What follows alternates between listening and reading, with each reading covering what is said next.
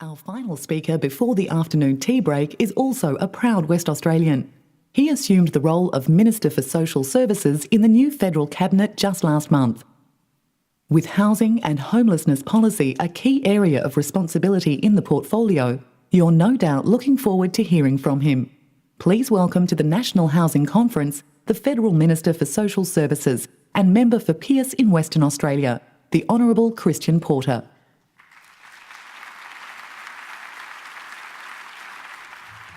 Well, good afternoon, ladies and gentlemen. I know that you are just before your next break, and it's not every day that a federal minister has to follow up a cabaret act, so I will do my level best to keep you with me. Thank you very much, Colin, for your presentation. And as Colin noted, he is a very special minister in the state government. When I was asked by the Prime Minister to take on the portfolio of social services, I obviously asked if I could be Minister for Liquor, but apparently there's no Commonwealth position for Minister for Liquor, so here I am. Let me also thank Dr Ian Winter, and I might just commence by saying a warm congratulations to Ahuri on its 9th biennial national conference, acknowledging the pivotal role that Ahuri plays in ensuring that there is a strong housing research capability in Australia. Through its housing and urban research, Ahuri makes a critical and active contribution to the housing policy debate, and the attendance at this conference shows that its standing is very well recognised. Ladies and gentlemen, evidently this year's conference is in Perth. Now that is a very good thing for all of you because Perth is a lovely place. It's very good for me because it gives me an excuse to come back home, which my wife is very appreciative of. I hope that you've gotten out to see a bit of Perth, and perhaps if you have, some of you will agree that Perth is a city on the verge of actually being quite amazing. There is an incredible amount going on. I think that Perth also demonstrates the important but often overlooked point that there is no one housing market in Australia. Conditions and challenges will vary, sometimes wildly, between place to place and from time to time. So I recall in 2006 in Perth when house prices near to doubled in about an 18-month period. And we experienced a situation where that near to doubling brought the average median house price in Perth at the time near to that prevailing as the median housing price in Sydney. And Sydney at the time was experiencing something of a slump in demand and thereby prices. In fact, if you look at Western Australia, it's a landmass greater than Western Europe. So inside the state, you have highly variable conditions coexisting at the same time in different locations. So I guess the point that I would make is a counterintuitive beginning to this speech. And the speech itself is simply designed to provide you with an overview in general terms of challenges and approaches to government on the issue of housing affordability. And the counterintuitive point to note in a speech seeking to make a general point is to note that we should be well aware of generalisations in issues inside the housing sector because they can be quite dangerous. I should also note to all of you here that you are about to be addressed by a person who in each of Perth's last 3 housing cycles managed to sell precisely at the trough and buy precisely at the peak of each of those cycles. So please feel free to accept or reject any observation that I offer. Look, while generalisations on housing issues should be treated cautiously, something I think that is universally applicable across Australia is that few issues are more important to Australians and their families than having a safe and secure home. In my portfolio, housing in all its aspects, affordability of housing, supply of housing, access to housing, are at the centre of a great range of social services challenges more generally. Housing is the social enabler which allows individuals and families to be productive and active participants in the community. A variety of studies show that stable housing substantially impacts educational, health and employment outcomes, as well as community amenity and economic independence. The Productivity Commission found, for example, that housing stability is particularly important for income support participants.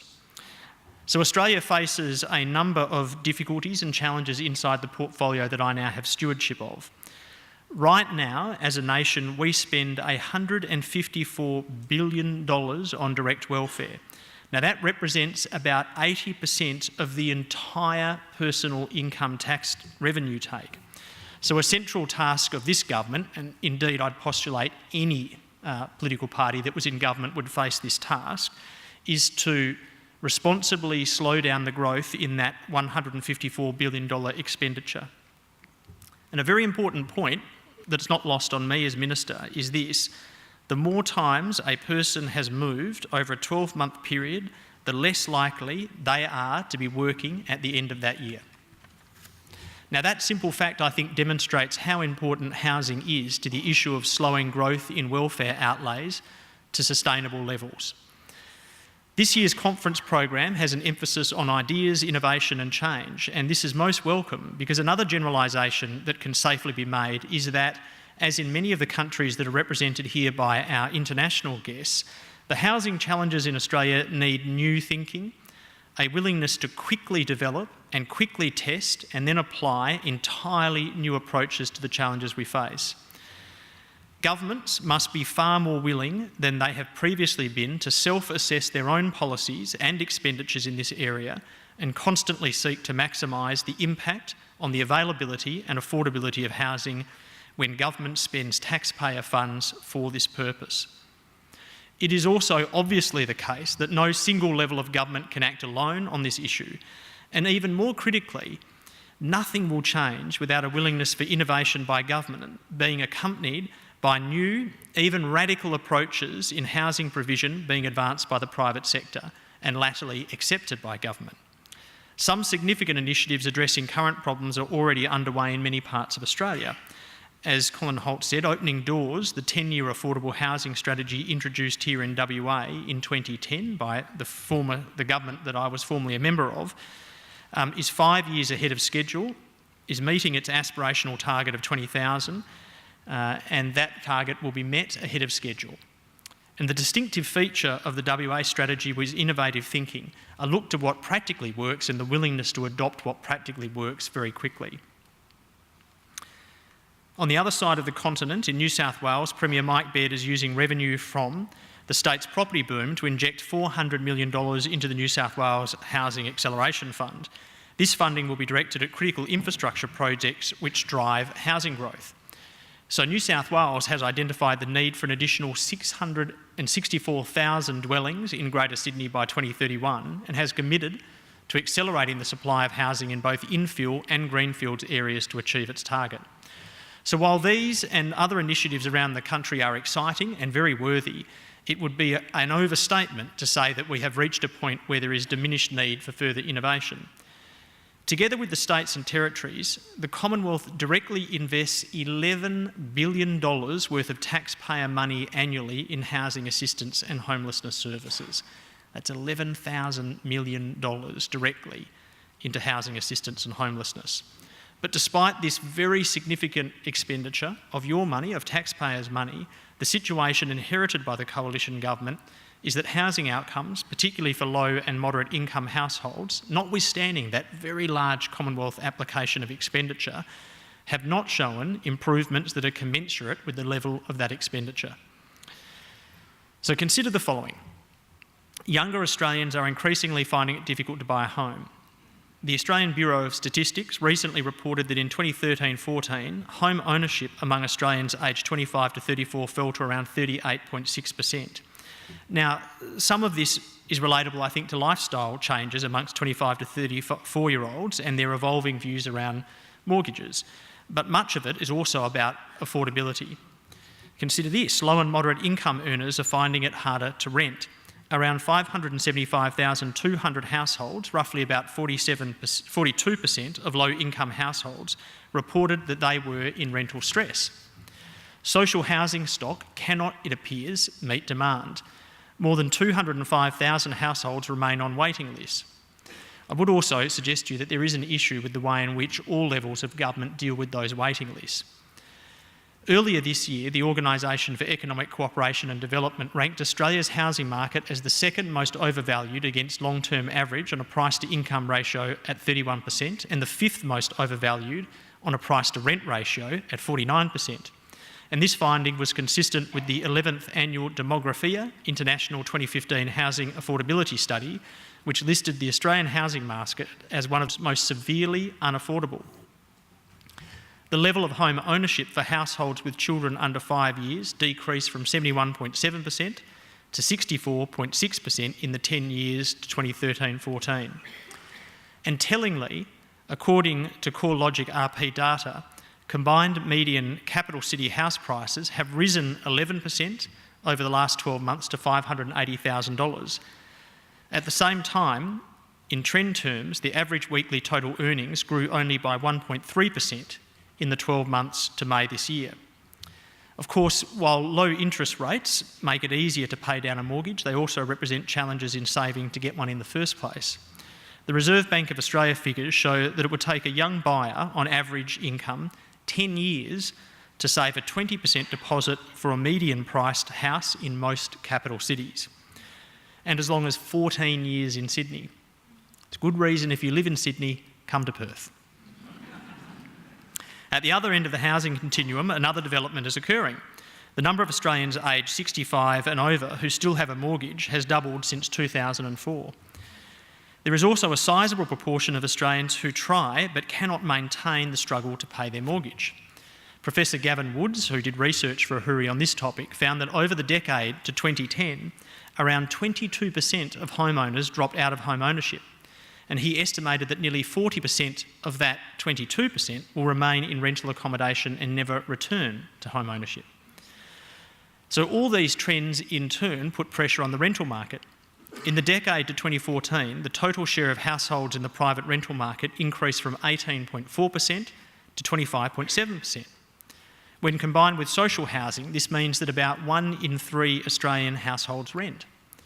An increasing number of these households cannot participate in the private rental market without government support. And again, many Australians, I would suspect, may not appreciate that the Commonwealth supports more than 1.3 million Australian households through what is known as Commonwealth rent assistance. As at June 2014, some 67% of rent assistance recipients would have paid more than 30% of their income on rent but for the assistance of the tax base through the CRA system. The Commonwealth Rent Assistance Program, with its application, that proportion in rent stress was reduced to 40% from 67%, so it's a very significant reduction. But of course, that reduction, whilst very positive, comes at a very substantial cost to the taxpayer. In 15-16, Commonwealth rent assistance will account for around $4.4 billion worth of the $6.6 billion Commonwealth expenditure on housing. CRA has been increasing at a rate of 7% a year in real terms. So that is 7% a year above inflation. Public and community housing directly feel the impact of rising rents through the ever-increasing demand, of course, for social housing. Meanwhile, the cost of public housing is also increasing in real terms. The system in its current form, I would put to you as a matter of observation, is simply unsustainable. And a central reason why this is the case is the structural imbalance in public housing between the amount of revenue generated from tenants and the cost incurred in maintaining stock and providing support service needs for tenants with higher needs themselves. So far, the issues that have been summarised go to the challenge of affordable purchases and affordable rents, and that has been the point of this address to you to this point. Of course, though, at the most basic level, housing challenges are in relation to the issue of homelessness. And it is worth noting for you all that this year the Commonwealth Government extended the National Partnership Agreement on Homelessness, NPAH, to provide $115 million a year to the states and territories over the next 2 years. These funds are welcome, that they are matched by the states and territories, and as many of you will be aware, this new NPAH requires states and territories to give priority to funding for homelessness services focused on women and children experiencing domestic violence issues and homelessness for young people. Each year, around 78,000 women and children seek assistance from homeless agencies in our country because they are escaping family or domestic violence. Think about this on the issue of homelessness, which we don't always associate as a direct issue related to domestic violence.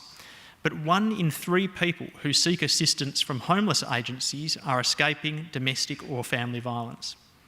That is a truly depressing statistic, and it illustrates the complexity of the homelessness issue.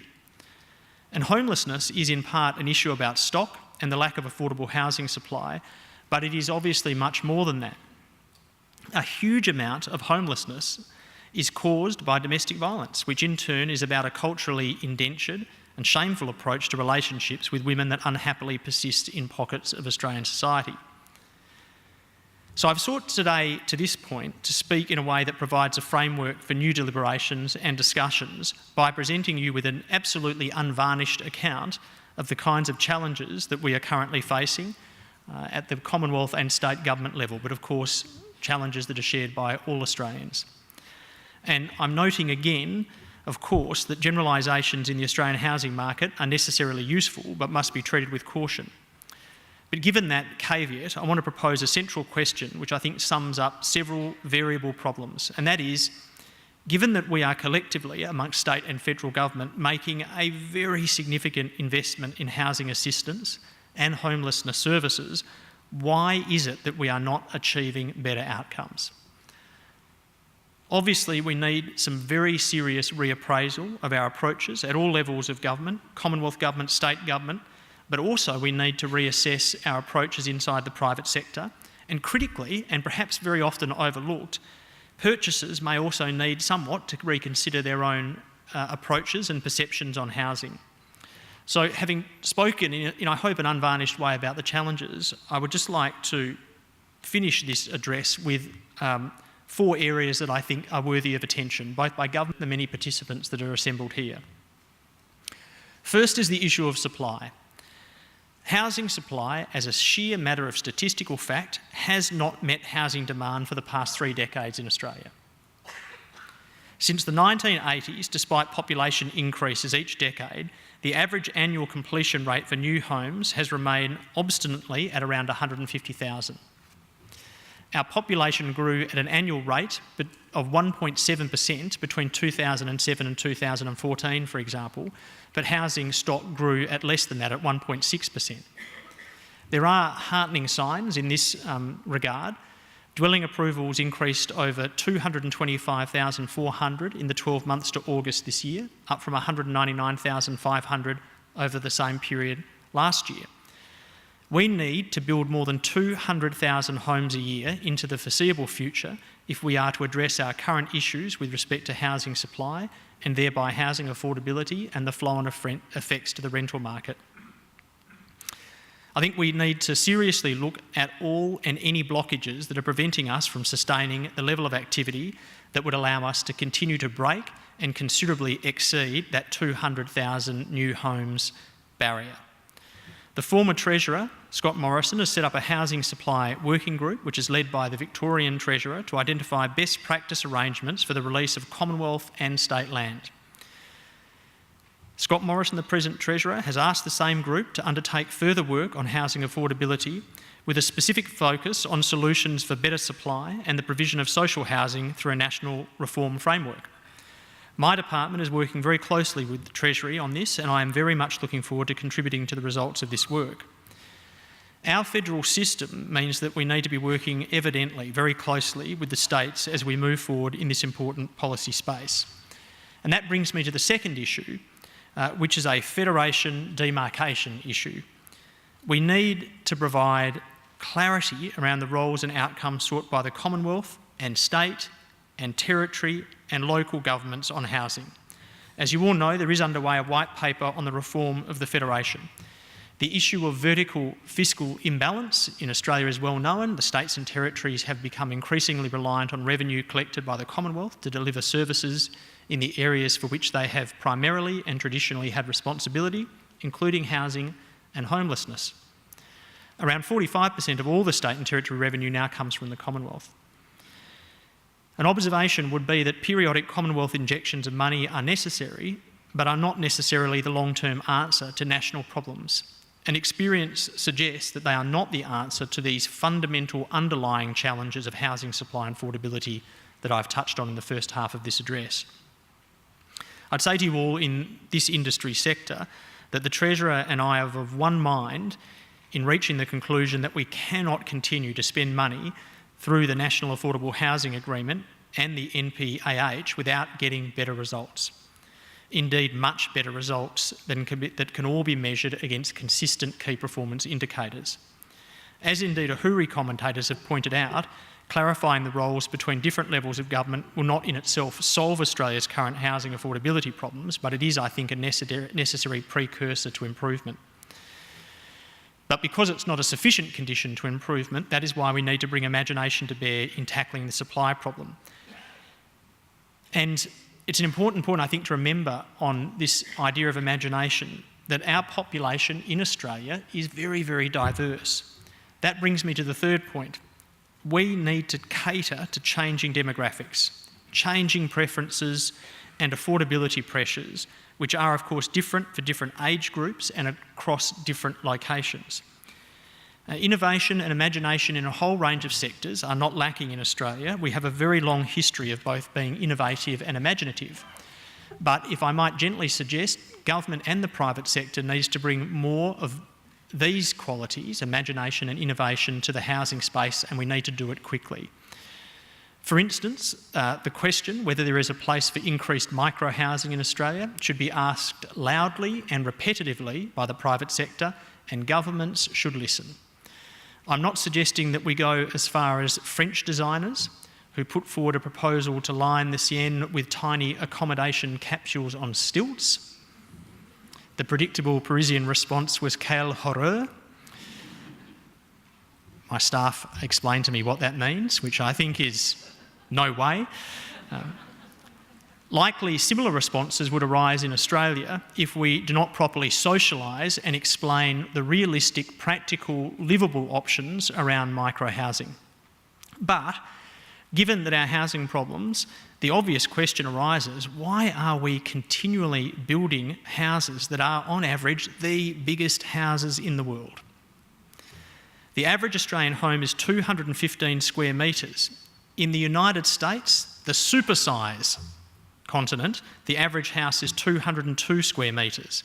In the United Kingdom, it is 76 square metres, compared to 215 in Australia.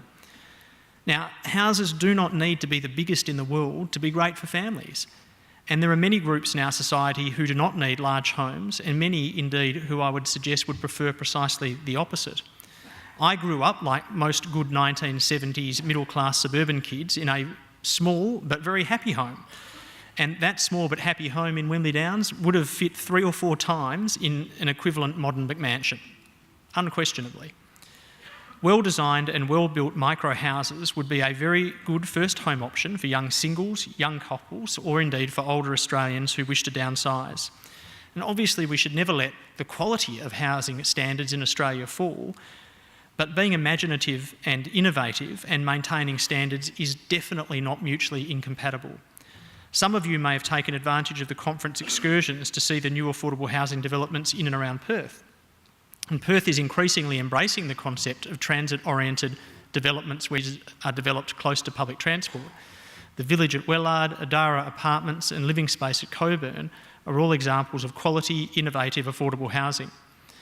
In fact, I understand that Adara took just 12 months to complete from sod turning to market. Quite remarkable. It's 20 minutes by train from the CBD and 1 stop away from a hospital and a university. On this issue of the increasing tendency to supersize our houses, it is difficult, I think, to unpack the causation issues that multiply lead to this phenomenon. But harking back to that point about state and federal reform, it is likely that stamp duties feed into supersizing. This is because stamp duties deter movement from one house to the next. They incentivise getting into your biggest house first. Rather than moving from small to medium to large when families are growing, and then moving from large to medium to small when families shrink, stamp duties generally penalise mobility and so create an incentive to go straight to the large home before it's really needed and stay with it long after its usefulness has waned. So this brings me to my fourth and final point, the sustainability of the social housing system. I would also note for you that as a lawyer in a previous life, when I say final point, sometimes I speak for another 40 minutes, but it's not one of those days today, so the break's not far away. We definitely need to improve the sustainability of social housing system, both community and public housing, including by devising better systems designed to attract private sector investment. As I mentioned earlier, the WA government met its affordable housing target well ahead of schedule, which is a rare thing indeed for governments. They did this through smart partnerships across the government, private sector and not-for-profit organisations to finance and deliver long-term affordable housing solutions for nearly 50,000 people throughout the state. An outstanding example of smart partnerships is happening in my own electorate, and some of you may have seen it visiting firsthand in Ellenbrook on one of the conference excursions. Ellenbrook is a model for aligning private sector investment principles with quality urban design and government social policy objectives. In fact, Ellenbrook was recognised as the world's best master planned community at an international awards ceremony in May this year. It demonstrates that you can successfully integrate social and affordable housing opportunities in a quality community by taking a partnership approach and using private sector investment. And indeed, Ellenbrook's become the centre of debate for microhousing in Perth. So we need to make better use of private sector investment across the housing continuum as we look for solutions to housing challenges. So my predecessor in social services, Scott Morrison, who is now the Treasurer, has pointed out, for example, that private rental accommodation in Australia is essentially supported by a very large pool of mum and dad investors making private rental stock available. But in Europe and in the United States, it is large institutional investors who often have a very significant role to play in this regard.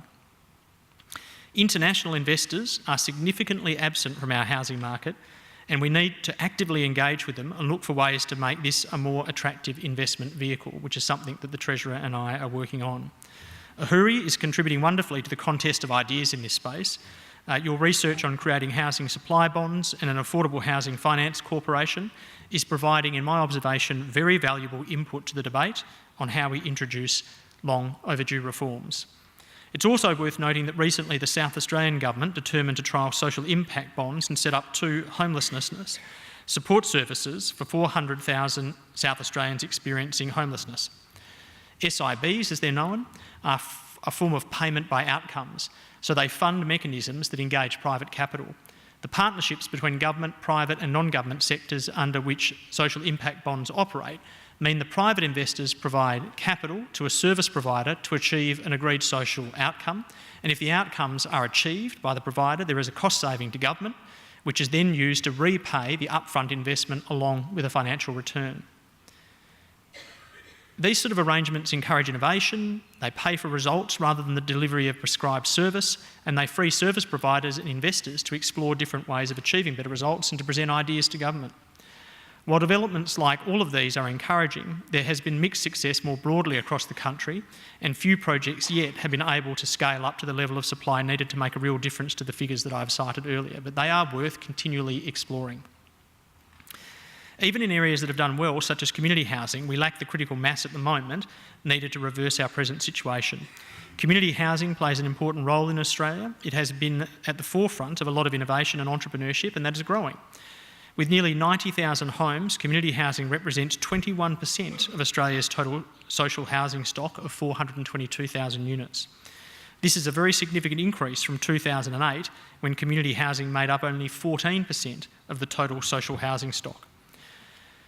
Ultimately, to effectively tackle the problems before us, we need to set higher targets, take into account the full range of causal influences on affordable and accessible housing, and these must obviously include land release planning, council zoning, regulatory reform, infrastructure provision, the management and financing of social housing stock, and the imagination of the private sector to come up with, to take on, and to continually pester government about new ideas. Much of our social housing, ladies and gentlemen, is of course in our cities. Banjo Patterson many years ago yearned for the vision of sunlit plains extended, but the truth is we are one of the most urbanised nations on earth. In announcing a new portfolio of cities in the built environment, I think the Prime Minister has indicated that integrated planning, infrastructure funding and the greening of cities will be a real priority. So I'll work closely with my colleague, the Minister Jamie Briggs, to ensure that we have cities with accessible housing, which is affordable and which also supports improved amenity for a clean and natural environment.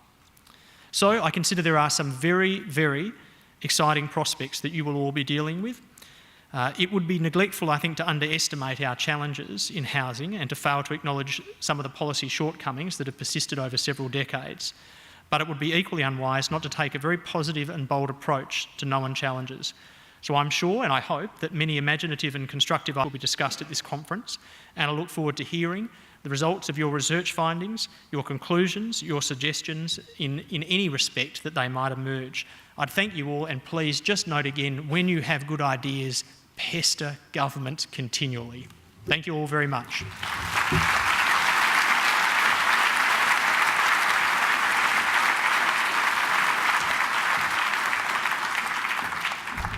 Thank you very much indeed, Minister. We're very much appreciative of you taking the time to open our conference. You've given us a set of challenges that I'm confident this conference is up to. An invitation to pester government, okay. Again, I'm pretty confident this audience will be up for that challenge and invitation.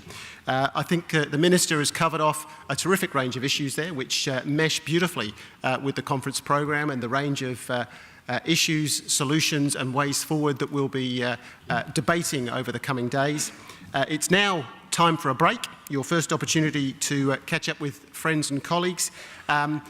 All of the breaks are outside in the plenary, in the exhibition precinct there in the plenary session. But will you please join me in once again thanking the Minister for Social Services, the Hon Christian Porter.